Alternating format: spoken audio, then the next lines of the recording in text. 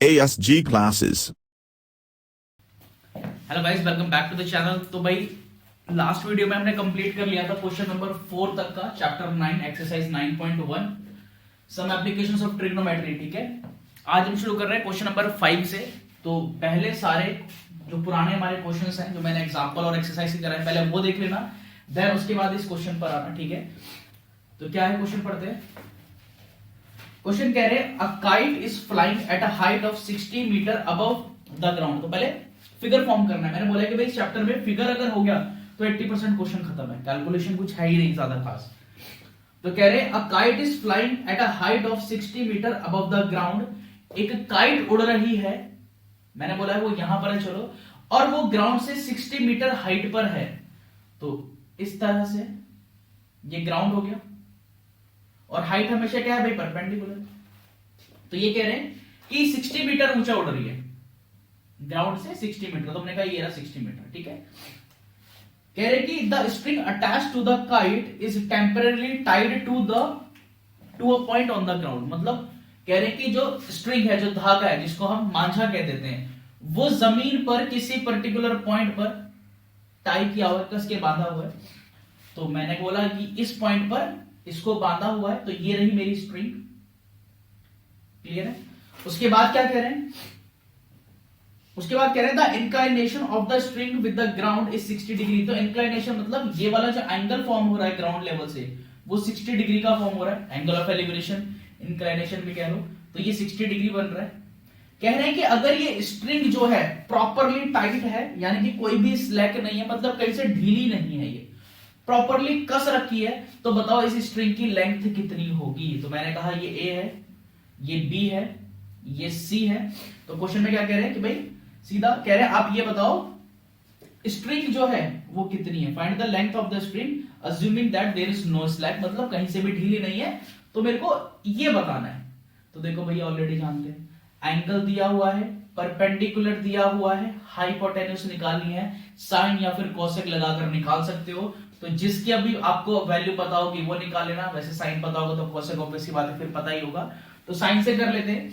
मैं यहां पर कंसीडर नहीं कर रहा, डायरेक्ट कर लेता हूं। मैंने कहा let the in triangle ABC, in triangle ABC भैया क्या परपेंडिकुलर दिया है, हाइपोटेन्यूज निकालनी है, तो क्या हो जाएगा साइन। तो sine 60 degree is equal to perpendicular जो कि ए बी है और हाइपोटेन्यूज जो कि ए सी है।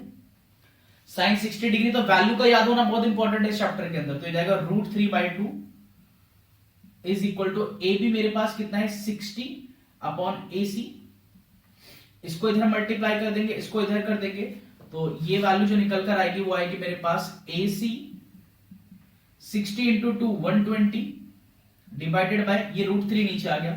तो भैया रूट को नीचे रखोगे पाप लग जाएगा, आप रूट को हटाओ और रैशनलाइज कर लो। तो √3 ऊपर नीचे मल्टीप्लाई कर देंगे, 9th क्लास में हमने ऑलरेडी पढ़ा हुआ है रैशनलाइजेशन, तो एक बार रिकॉल कर लेना है। तो ये हो जाएगा 120 √3 में √3 मल्टीप्लाई करूंगा तो 3 बन जाएगा, 3 से डिवाइड करूंगा 120 को 40 टाइम्स जाएगा, that means AC is equal to 40 √3 metre. अब क्योंकि सब्जेक्टिव है तो प्रॉपर लिखकर बताना पड़ेगा, तो मैं एंड में भी कोशिश करूंगा प्रॉपर वे में बताऊं। So therefore length of string is 40 √3 metre. जब तक रूट को पॉइंट में कन्वर्ट करने के लिए ना कहा जाए मत करना, कोई दिक्कत वाली बात नहीं होगी। क्लियर है, आई होप क्लियर हो गया होगा, बस बेसिक से क्वेश्चन था। ठीक है, तो यह है क्वेश्चन नंबर 5, इसको फटाफट नोट डाउन करो एंड देन फिर क्वेश्चन नंबर 6 पर आते हैं।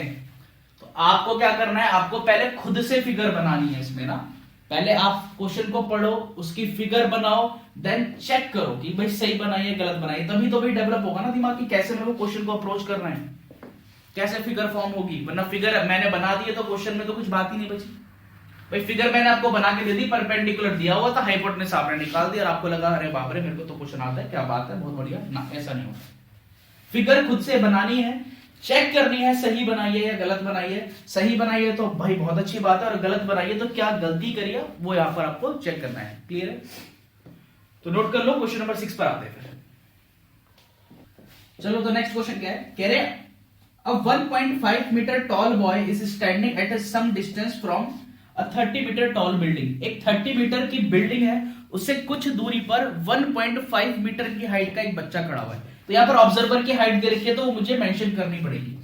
तो मैंने कहा ठीक है भाई, मैंने कहा ये बिल्डिंग है, ठीक है, इसकी हाइट 30 मीटर की है। कह रहे इससे सम दूरी पर, कुछ दूरी पर एक बच्चा खड़ा हुआ है, एक बॉय खड़ा हुआ है, उसकी हाइट कितनी है 1.5 मीटर। तो मैंने वो ऐसे कंसीडर कर ली, 1.5 मीटर, यहां से लेकर यहां तक 1.5 मीटर। क्लियर? उसके बाद क्या कह रहे, the angle of elevation from his eyes to the top of the building increases from 30 degree to 60 degree as he walks towards the building. वो कह रहे हैं कि अगर वो बिल्डिंग की तरफ, टुवर्ड्स मतलब इसकी तरफ आ रहा है, तो एंगल ऑफ एलिवेशन 30 डिग्री से 60 डिग्री हो रहा है। तो भाई एंगल ऑफ एलिवेशन यहां मेंशन कर रखा है कि फ्रॉम आईज, तो ये हम भी समझते हैं कि भाई आंखों से देखा जाएगा। कुछ बच्चे गड़बड़ करते हैं, फुट को ज्वाइन कर देते हैं ना भाई, जब देखेगा यहां से तो वो यहां से बनेगा। एग्जांपल में कराया हुआ, चेक कर लेना। तो मैंने क्या करा, इसको ज्वाइन कराया, ठीक है।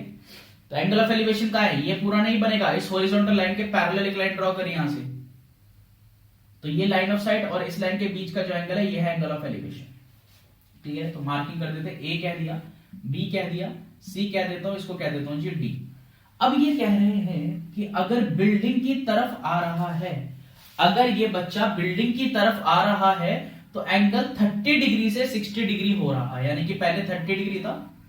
अब मुझे पता नहीं उसने डिस्टेंस कितना कवर करा है, जिससे कंसीडर कि वो यहां तक पहुंच गया है, यहां तक, तो हाइट तो उसकी अभी उतनी रहेगी ना भाई 1.5। तो ये क्या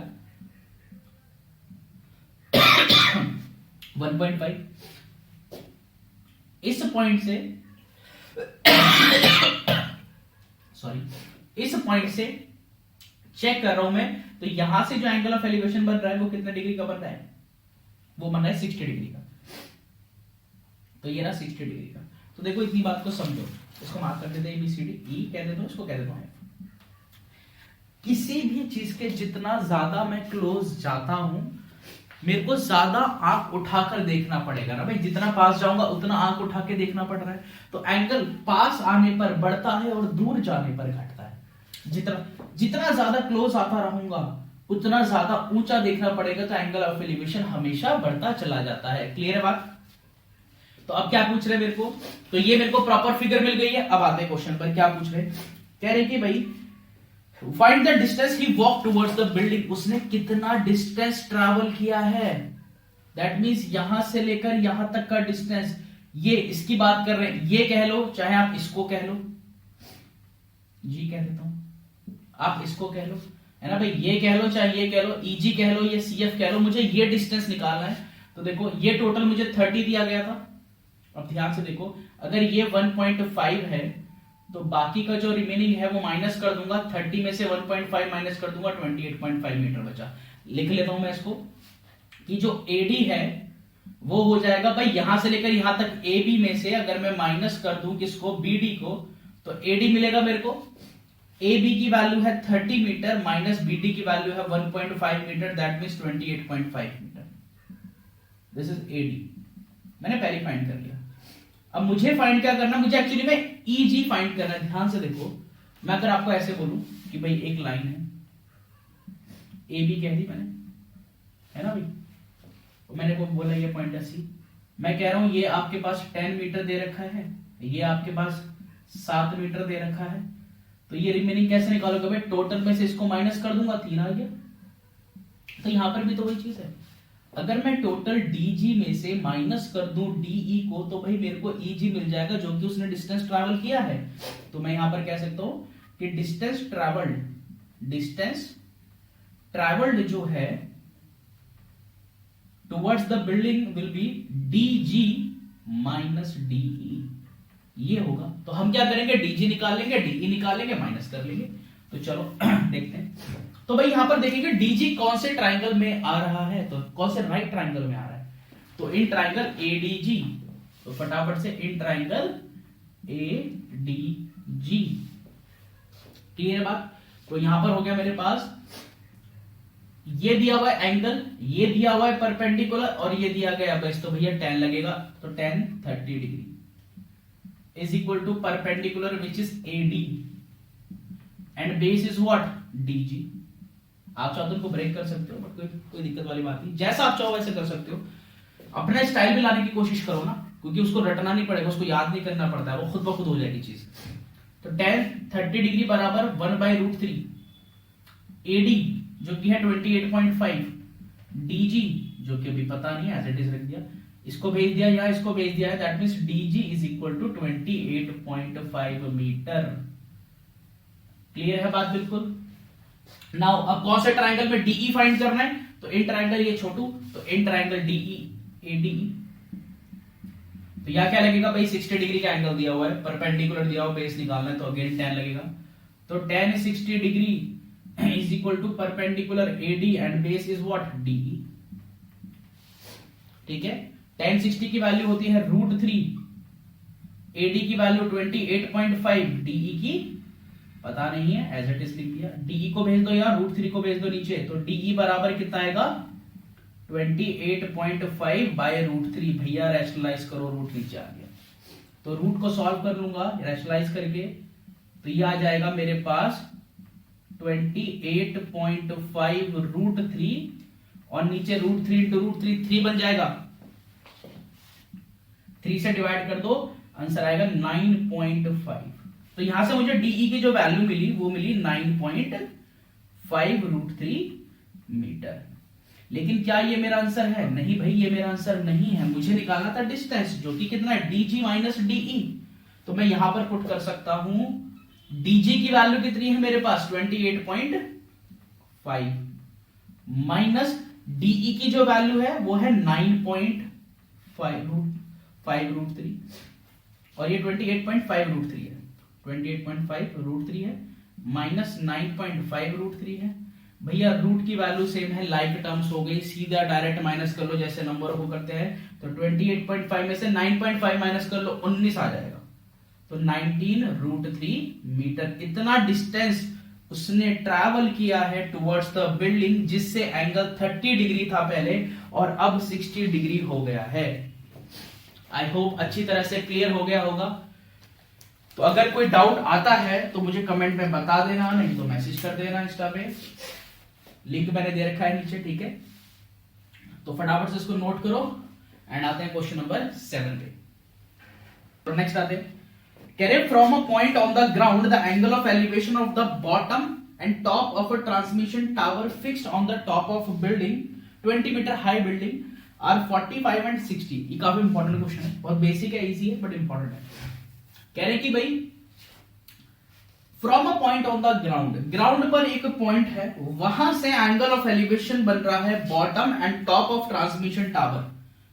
एक ट्रांसमिशन टावर का एंगल ऑफ एलिवेशन बता रहे हैं किसी पॉइंट से, बट वो ट्रांसमिशन टावर एक बिल्डिंग के ऊपर है। ठीक है, आपने देखे होंगे बहुत सारे अपार्टमेंट्स में, ठीक है ना, बिल्डिंग्स ऊपर लगे रहते हैं फ्रीक्वेंसी के लिए।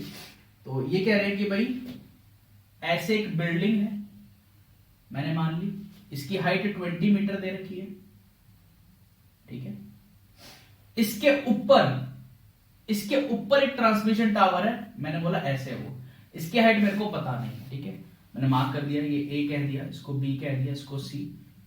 तो यहां से कोई दूरी पर कोई पॉइंट है, यहां से सम दूरी पर कोई पॉइंट है, उस पॉइंट से इस ट्रांसमिशन टावर के बॉटम का जो कि ये है और ये बिल्डिंग का टॉप भी है, तो इसका एंगल ऑफ एलिवेशन बन रहा है और इसी पॉइंट से ट्रांसमिशन टावर के टॉप का भी एंगल ऑफ एलिवेशन बन रहा है। तो पॉइंट यहां पर एक ही है, ठीक है ना, पॉइंट यहां पर एक ही है।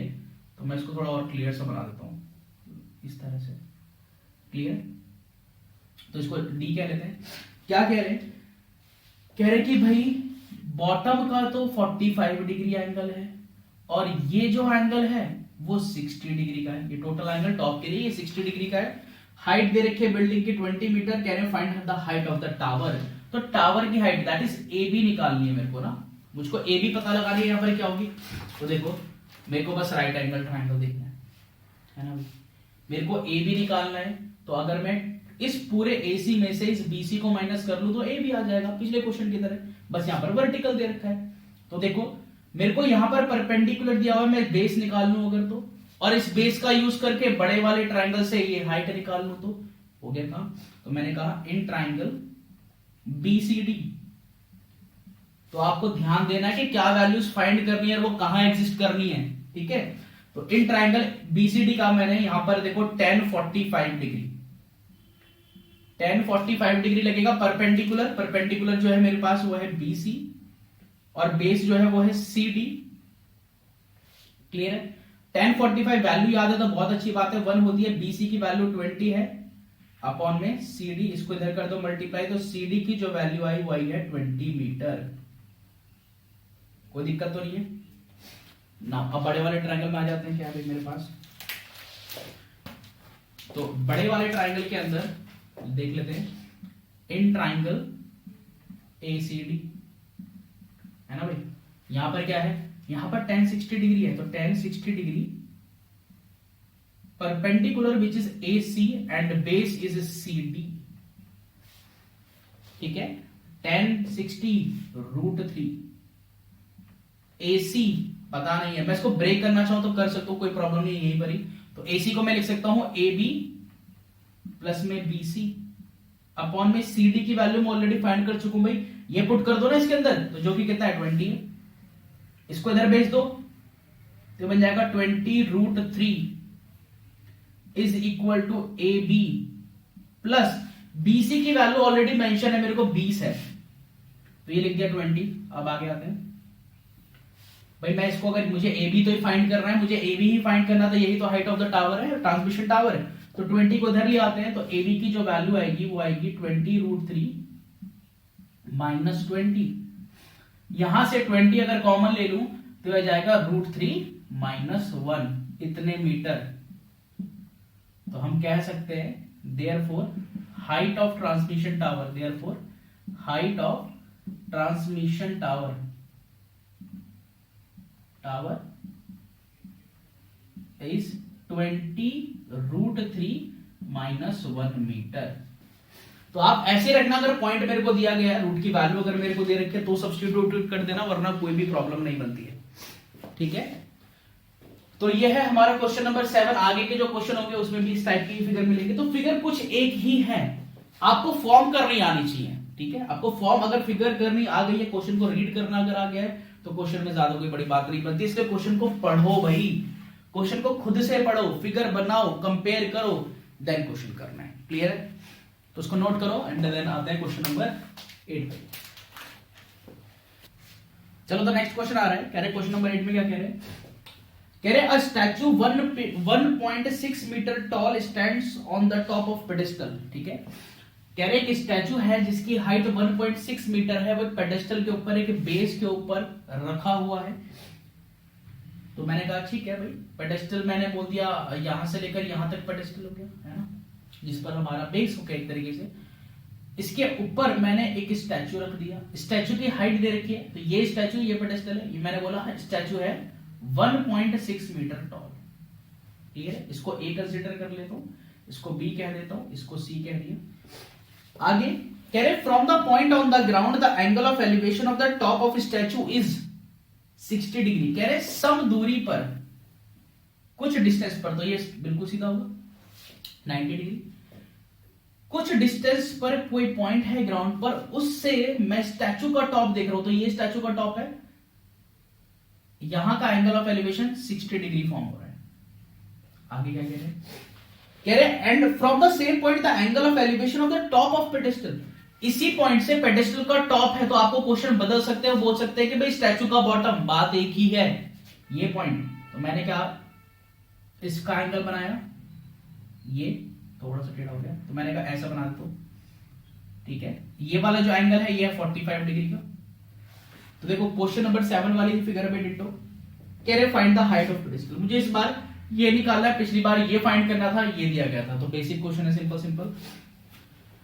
तो देखो इसको मैं डी बोल देता हूं, है ना भाई, सेम उसी तरीके से करेंगे, कोई बड़ी बात नहीं है। तो मैंने कहा भाई इस ट्राइंगल में देख लेते हैं,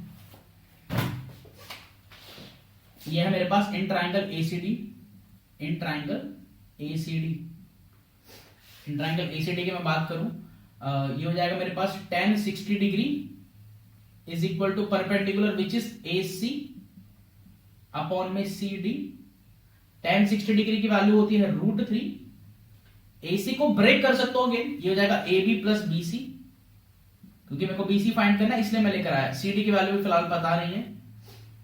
इसको कर दिया मल्टीप्लाई, यहां पर तो बन जाएगा, रूट को ले गया नीचे तो हो जाएगा CD is equal to AB जो कि है 1.6 प्लस BC अपॉन में √3। फिलहाल इसको यहां पर भी होल्ड करके रखते हैं। दिस इज इक्वेशन नंबर 1 कह लो, या फिर नहीं भी कंसिडर करोगे तो चलेगा, कोई प्रॉब्लम नहीं है। नाउ मैंने कहा अब छोटे वाले ट्रायंगल में, क्योंकि यहां पर भी तो CD आ रहा है ना भाई, तो इसको CD को और इसके CD को इक्वेट कर दूंगा, BC मिल जाएगा मेरे को। तो मैंने कहा इन ट्रायंगल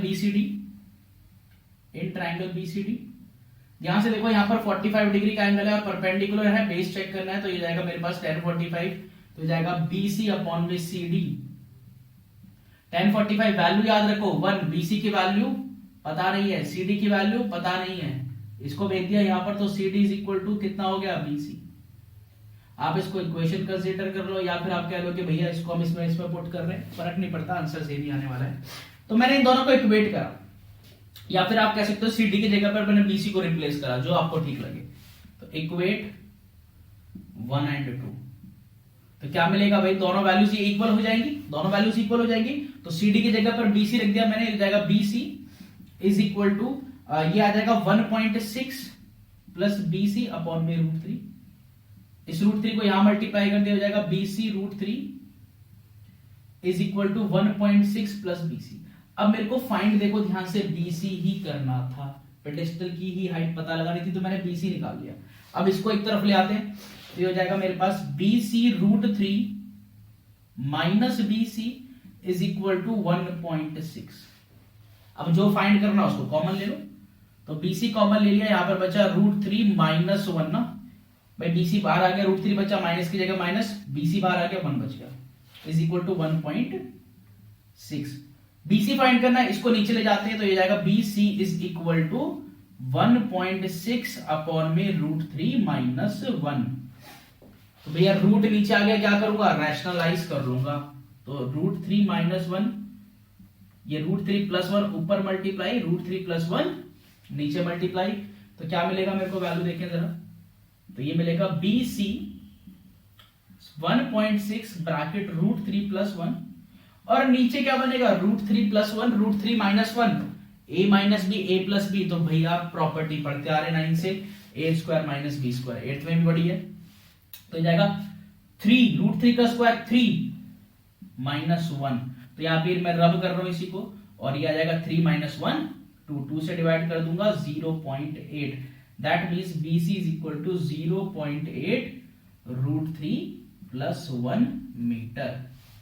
तो ये हो जाएगी हाइट ऑफ पेडेस्टल। तो therefore height of pedestal is what, 0.8 bracket √3 plus 1 metre. अगर रूट को चेंज करने को बोले या फिर वैल्यू दी हो तो ठीक है, नहीं तो ऐसे काम चल जाएगा।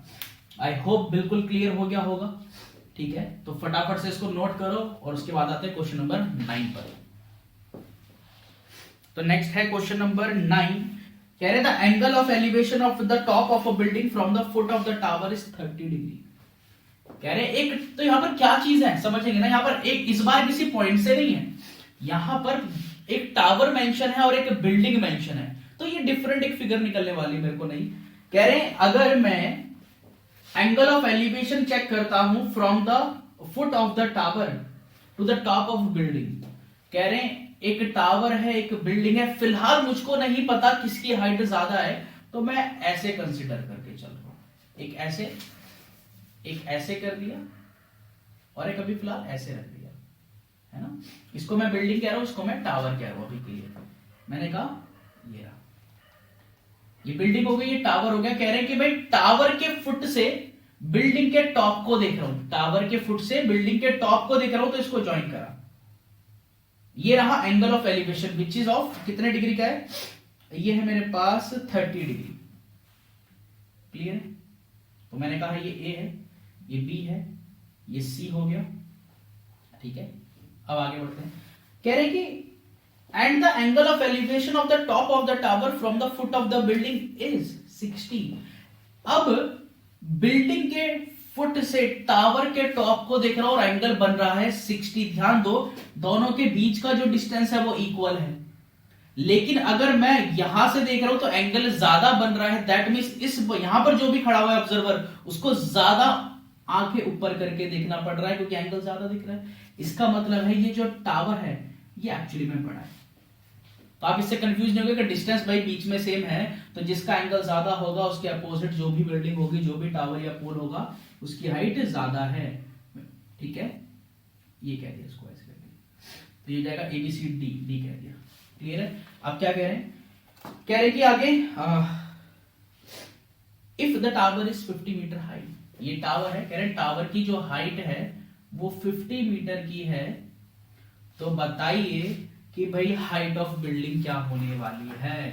हाइट ऑफ बिल्डिंग जो कि AB है, तो देखो सिंपल सी बात है, AB निकालना है तो ये पता चल जाए या ये, तो ये बेसिकली पता चल सकता है क्योंकि ये जो बेस है वो इस वाले ट्राइंगल का पार्ट है। तो इस ट्राइंगल में तो ये वाला एंगल 60 डिग्री है, तो इस वाले ट्राइंगल में मैं tan लगाकर बेस निकाल लूंगा, देन इस ट्राइंगल में tan निकाल के ये कर लूंगा सॉल्व, तो हो गया क्वेश्चन। तो इन ट्राइंगल BCD एंगल कितने डिग्री का, 60 डिग्री का, तो tan 60 degree is equal to perpendicular which is CD and base is BC। tan 60 बच्चा बच्चा जानता है भैया √3 होता है। CD की वैल्यू 50, BC की वैल्यू पता नहीं, इसको भेज दो इधर और ये हो जाएगा मेरे पास, इसको वापस कर लो इधर, तो BC बराबर हो जाएगा 50√3। चाहो तो यही रैशनलाइज कर लो, चाहो तो होल्ड करके रख लो, जो आपको बेटर लगे। नाउ आते हैं किस ट्रायंगल में, इस ट्रायंगल में, तो इन ट्रायंगल ABC यहां क्या लग रहा है एंगल 30 डिग्री, तो tan 30 degree is equal to perpendicular जो कि है AB, जो कि हाइट ऑफ द बिल्डिंग भी है, अपॉन में BC। तो भैया tan 30 की वैल्यू होती है 1/√3, BC को इधर भेज दूंगा, इज इक्वल टू AB जो कि हाइट ऑफ द बिल्डिंग है। अब BC की वैल्यू मैं पहले ही फाइंड कर चुका हूं भाई, कितनी है 50/√3, यहां पर रख दो, तो ये हो जाएगा 1/√3 into 50/√3 is equal to AB। Multiply अगर करता हूं तो 50 इंटू 1 50, √3 इंटू √3 और ये 3 बन जाएगा, तो हो जाएगा 50/3 इज इक्वल टू AB। तो मिक्स फ्रैक्शन में करोगे तो 16 43 प्लस 2 तो जाएगा 16, 2/3 मीटर। तो ये है मेरे पास height of the building, so therefore height of the building. Clear है बात? Building is 62/3 metre. तो इतना इजी क्वेश्चन है, लेकिन फिगर जो आई है अब तक के क्वेश्चन में से एक अलग फिगर निकल कर आई है। तो अब तक मुझे या तो कोई पॉइंट देते थे, ऑब्जर्वर दे दिया मेरे को, बट यहां पर दो, मेरे को यहां पर एक बिल्डिंग और एक टावर दे दिया, दो फिगर्स मेरे को यहां पर दे दिया, तो एक नई फिगर आई है। और क्वेश्चन काफी ज्यादा इजी है, कोई बड़ा क्वेश्चन टफ नहीं है, बट फिगर में बार बार वही बोल रहा हूं कि इसके क्वेश्चंस में हमेशा फिगर बनाने की कोशिश करो। अगर फिगर हो गया तो लगभग समझ लो क्वेश्चन खत्म है, दी एंड एंड। तो नोट करो इसको फटाफट, एंड आते हैं फिर क्वेश्चन नंबर 10 पर। तो नेक्स्ट आता है क्वेश्चन नंबर 10 पर, कह रहे two poles of equal heights are standing opposite each other on either side of a road which is 80 metre wide. कह रहे दो पोल्स हैं, वो एक रोड के आइदर साइड दोनों तरफ है, ठीक है ना, दोनों पोल की हाइट इक्वल है, और रोड की जो चौड़ाई है, जो विड्थ है, वो है 80 मीटर। हमने कहा ठीक है भाई, एक पोल ऐसे है, एक पोल ऐसे कह दिया, इनके बीच का जो डिस्टेंस है वो रोड है, ये 80 मीटर की है। क्लियर? ये पोल मैं AB कह देता हूं, ये CD कह देता हूं, इनकी हाइट सेम है। उसके बाद क्या कह रहे from a point between them on the road the angle of elevation of the top of the poles are 60 and 30।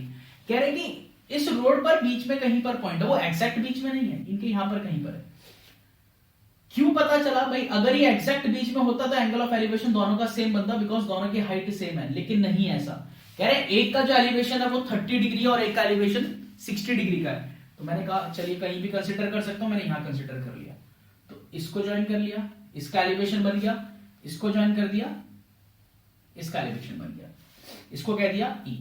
अब देखो जो ज्यादा क्लोज है उसका एंगल ज्यादा हो गया, तो ये वाला 60 हो गया और ये वाला 30 हो गया। कह रहे हैं हाइट ऑफ द पोल बताना है और इनके बीच का डिस्टेंस बताना है। हाइट ऑफ द पोल बताओ और इस पॉइंट का डिस्टेंस बताओ कितनी दूरी पर होगा ये। क्लियर है? तो मैंने कहा ठीक है भाई, इनकी हाइट सेम है, तो मैंने कंसीडर कर ली कि जो हाइट है वो h मीटर की है। तो हाइट जो है वो h मीटर की है। मैंने लिखा let the height of each pole be h metre. ठीक है? और मैंने कहा कि भाई ये जो BE है इसको चलिए x मान लेता हूं। मैंने बोला ये x मीटर है, तो ये जो रिमेनिंग बनेगा वो कितना बन जाएगा, टोटल में से माइनस कर दो 80 माइनस x मीटर। तो यहां कर दिया let BE is equal to x metre, so therefore CE will be 80 minus x। कोई दिक्कत तो नहीं है भाई इसमें? अब मेरे को निकालना है हाइट। तो देखो हाइट क्या है, इस ट्राइंगल में भी आ रही है, इस ट्राइंगल में भी आ रही है, तो दोनों में से हाइट निकालकर इक्वेट कर लूं तो काम बन जाना चाहिए। तो यहां पर ये दोनों राइट ट्राइंगल है ना भाई, तो ये आ जाएगा in triangle ABE angle 60 degree है, परपेंडिकुलर और बेस tan हो गया, तो tan 60 डिग्री। परपेंडिकुलर की वैल्यू कितनी है AB, बेस की वैल्यू कितनी है BE, tan 60 कितना है √3। तो भाई वैल्यू याद होनी चाहिए। AB की वैल्यू h है, BE की वैल्यू x है, इसको भेज दो यहां पर, तो h is equal to √3x metre. आगे बढ़ते हैं। तो उसके बाद मैं आ जाता हूं दूसरे ट्राइंगल में, इन ट्राइंगल DCE। यहां एंगल कितने डिग्री का है, 30 डिग्री का, तो tan 30 degree is equal to perpendicular which is CD and base is CE। अब tan 30 कितना होता है 1/√3। CD की वैल्यू कितनी है h अपॉन में CE की वैल्यू है 80 माइनस x, क्रॉस मल्टीप्लाई कर दो, तो ये जाएगा 80 minus x is equal to h√3। लेकिन अब थोड़ा सा फोकस करो, तो h की तो वैल्यू भाई √3x मैंने निकाली है ना, तो यहां पर सब्स्टिट्यूट कर लेता हूं। तो मैंने कहा since h is equal to √3x, तो ये जाएगा मेरे पास 80 माइनस x, h की जगह हो जाएगा √3x इंटू √3, सॉल्व करेंगे आ जाएगा 80 माइनस x, √3 इंटू √3 3 बन जाएगा 3x। ये इधर भेज दूंगा,